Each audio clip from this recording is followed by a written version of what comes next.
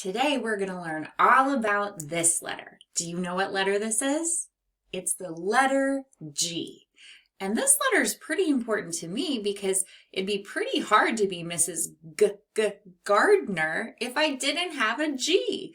And I couldn't work in the reader's garden if there was no G. I'd be Mrs. Ardner and I'd work in the reader's Arden.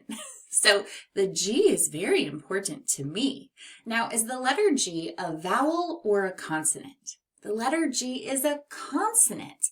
And do you know what the letter G spells? It spells G, G.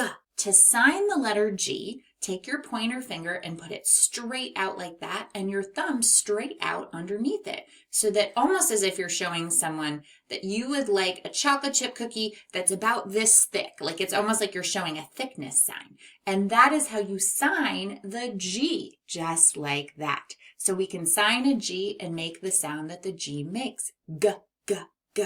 G spells G, like in the beginning of the word goat or garden. Sometimes the letter G comes in the beginning of a word, such as in the word gap, G-ap, gap, G-G-G, or in the beginning of the word gum, G-a-m, gum, G-G-G.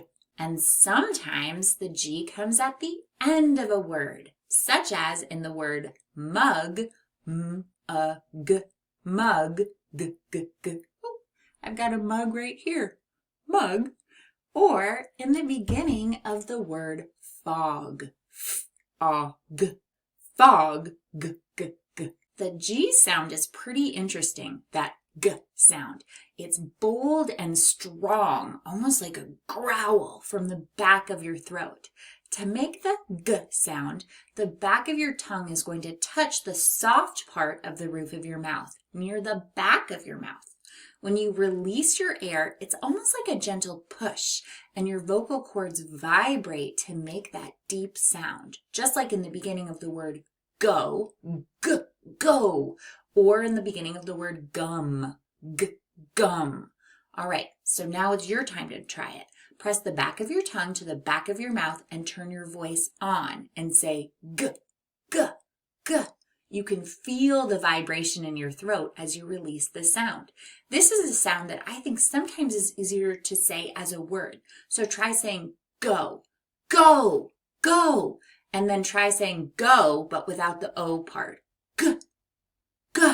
And then that's how I really feel the sound being made. So keep trying that strong sound. All right, be a sound detective with me now. So really tune up your ears and I want you to tell me if you can hear that G sound in the beginning of these words. If you can, give me a thumbs up, and if not, a thumbs down. The first word is the word gum. Gum. Yep, I heard it. We were talking about that one before, gum. The next word is the word gust, like a gust of wind. Gust. Can you say gust? Gust. Do you hear G? Yep, I heard it. Same. And then the final word for this beginning sound is the word zip, like to zip up your sweater. Zip. Do you hear G in the beginning of zip? Nope, me neither. Let's try some more. Now tell me if you can hear the G at the end of these words. The first word is the word dig, dig, G, G. I hear dig. I hear the G at the end of dig. The next word is the word bus. Say bus, bus. Do you hear G at the end of bus? Bus. No, I didn't hear it. Wah, wah. And all right, the last word we'll do is the word hug, like to give someone a hug, hug. Do you hear G at the end of hug? Yep, I hear it. G, G, G, G. Hug. Give yourself a hug. That was a job well done. Now let's practice writing the capital or the uppercase G in the air. So get your hands all warmed up and get your skywriting finger ready. We are going to start just below that top line and then do a curve up and around, down past the middle line, down to the bottom, and go back up, stopping at the middle. Then at that middle, you do a straight line towards the very middle spot of that G and stop. All right, so it's almost like you're drawing a circle. Then you decided not to draw a circle, but you just sort of wanted to point to the middle of the circle. Does that make sense? Let's try again. So we're going to start just below that top line, curve around, down to the bottom, back up to the middle, stop, and then do a straight line towards the middle and stop. And that's the uppercase G. Now let's talk about the lowercase g.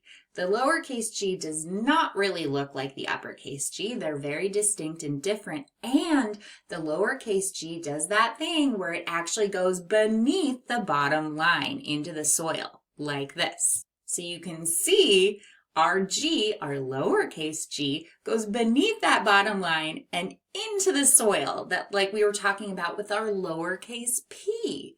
So when we do our lowercase g, we're going to start at the middle line, do a curve around from the middle to the bottom and back up to the middle.